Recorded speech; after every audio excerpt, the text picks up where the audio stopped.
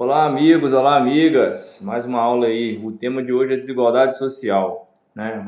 Esse tema é bem conhecido, né? Acho que todo mundo já escutou, já ouviu falar, seja na TV, na internet, em qualquer lugar, sobre desigualdade social. Mas é um tema um pouco maltratado, né? Assim, vou dizer assim, um tema que não é muito debatido no contexto geral.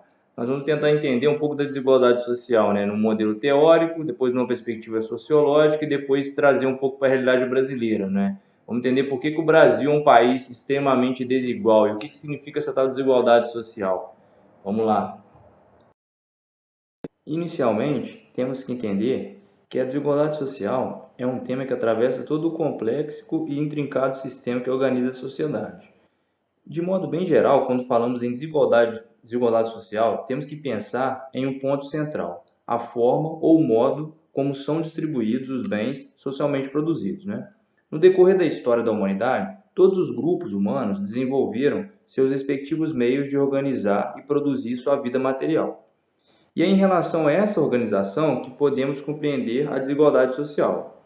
Com isso, pessoal, o que eu estou querendo dizer é que a desigualdade social está diretamente ligada com a maneira que é compreendida o lugar, primeiro, do Estado e, segundo, do sistema de produção vigente. No nosso caso, não é o sistema capitalista. Chamo atenção para essas duas instituições devido à importância que cada uma desenvolve na produção e reprodução da desigualdade social. Mas vamos trabalhar o papel de cada uma no desenvolvimento dessa aula. Uma definição de desigualdade que pode nos atender neste momento, mas deixando claro que não é a única possível, é a que compreende a desigualdade como sendo as diferentes ou desiguais oportunidades para diferentes indivíduos dentro de um grupo ou para diferentes grupos dentro de uma sociedade. A desigualdade social é aquela que existe entre grupos de uma mesma sociedade e pode ser percebida na dificuldade de acessibilidade a determinados bens públicos, como saúde, educação ou segurança pública, ou ainda pode ser drasticamente percebida através do acesso a determinados bens privados, como moradia, o emprego, consumo de determinados utensílios, etc. A grosso modo, podemos dizer que a desigualdade social prepondera quando não há duas instâncias. A primeira delas é a igualdade de condições dentro de uma sociedade, ou seja, quando as pessoas possuem condições iguais em relação à sua origem e às possibilidades de vida. E em segundo, a igualdade de oportunidade, ou seja, quando as pessoas possuem iguais direitos, né, à escola, à qualidade de vida, a serviços de saúde, à segurança. Assim, se retirarmos esses dois princípios, teríamos uma situação de desigualdade social. A perspectiva de Karl Marx, a desigualdade social se desdobra no centro da relação conflituosa que organiza a sociedade.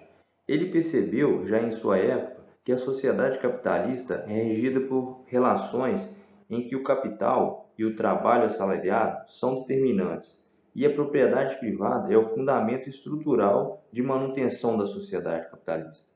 Como vimos em um vídeo anterior, Marx concebia a relação de exploração dos burgueses, né, os donos do meio de produção, sobre os proletariados, aqueles que não possuem os meios de produção e são obrigados a vender a sua força de trabalho. Essa relação é o motor de produção da história. E assim sendo, é uma história baseada em uma relação desigual e por si conflituosa. Mesmo compreendendo que essa percepção dual, né, entre burgueses e proletariados não é funcional hoje em dia, podemos defender que Marx percebeu bem que se existe uma estratificação na sociedade, e essa estratificação está diretamente ligada à acessibilidade dos bens produzidos. Ou seja, ainda que determinada classe produza algo, esse bem produzido é designada a outras classes. Aí está um princípio básico, né, da desigualdade. Esse conflito, ou para ficarmos no termo correto, essa luta se desenvolve no modo de organizar o processo de trabalho e distribuir diferentemente a riqueza gerada pela sociedade. Ou seja, Marx já percebia em seu tempo que existe uma diferença, né? Uma diferença entre os produtos produzidos por uma classe e os produtos consumidos. O outro, né, outro fator preponderante era que a ideia da história humana era uma ideia de luta, né, de conflito entre classes. Isso pressupõe uma desigualdade entre elas, né, uma sobre a outra. Nesse ponto, Marx acertou em cheio. A desigualdade social no Brasil não é um fator novo, né? Eu acho que isso todos já devem saber. Mas se formos levarmos em consideração um aporte histórico, temos que tratar da desigualdade do nosso país, eu acredito que desde a fundação do nosso país, né? Desde a chegada dos portugueses à América, no século XVI, as desigualdades sociais se instalaram, desenvolveram-se e aqui ficaram, né? Os habitantes do continente, né, os grupos indígenas que aqui viviam, foram compreendidos, ou foram vistos pelos europeus como seres diferentes, né, muitas vezes inferiores, né, e por isso passíveis de serem dominados. Todavia, um movimento, né, de resistência e sobrevivência ao quase extermínio que prepondera até hoje para os grupos indígenas fez com que esses mesmos grupos enfrentassem muitas vezes, né, o preconceito e a discriminação, fatores que ainda existem que contribuem para a desigualdade social. Séculos depois, né, anos depois, na verdade, milhares de africanos foram sequestrados e retirados de suas terras de origem para enfrentar condições terríveis de trabalho escravo e uma vida no Brasil, né? Vieram para cá trazidos, escravizados, para trabalharem, né, as colheitas, enfim. A maioria de seus descendentes, hoje, ainda vive condições precárias e sofre discriminação e preconceito pelo fato de serem negros, né? Séculos depois, anos depois, mais precisamente na metade do século XIX, até o início do século XX, o Brasil, né, ele recebeu milhares de imigrantes que vieram também trabalhar, né? O Brasil era um país crescente, ainda em sua maioria rural, e essas pessoas vieram em busca de trabalho e melhores condições de vida, mas que aqui encontraram condições de trabalho muitas vezes miseráveis nas fazendas de café, de cana-de-açúcar, ou de, ou de algodão. Em muitos casos, a família inteira trabalhava e não chegava sequer a receber uma remuneração em dinheiro por isso. Recebia apenas comida, uma casa ou um pagamento, né, em outros tipos de produtos. À medida que a sociedade brasileira se industrializou e se urbanizou, novos contingentes populacionais foram absorvidos pelo mercado de trabalho nas cidades, né? As cidades gradativamente cresciam e as pessoas migravam do âmbito urbano do âmbito rural para o âmbito urbano.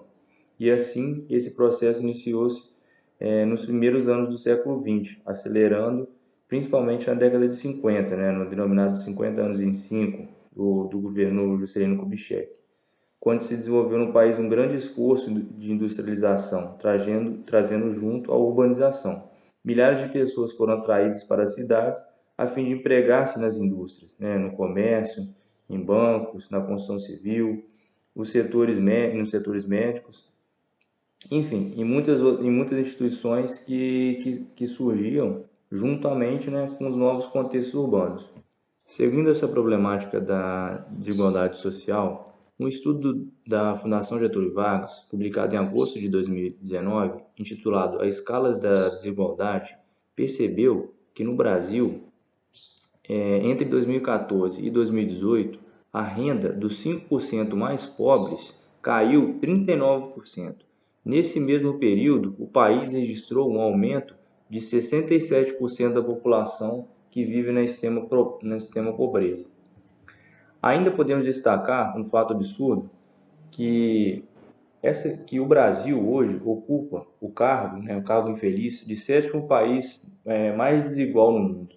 Segundo o último relatório divulgado pelo PNUD, Programa das Nações Unidas para o Desenvolvimento, ficando apenas atrás de nações do continente africano, como a África do Sul, a Namíbia, a Zâmbia, República do Centro-Africana, Lesoto e Moçambique.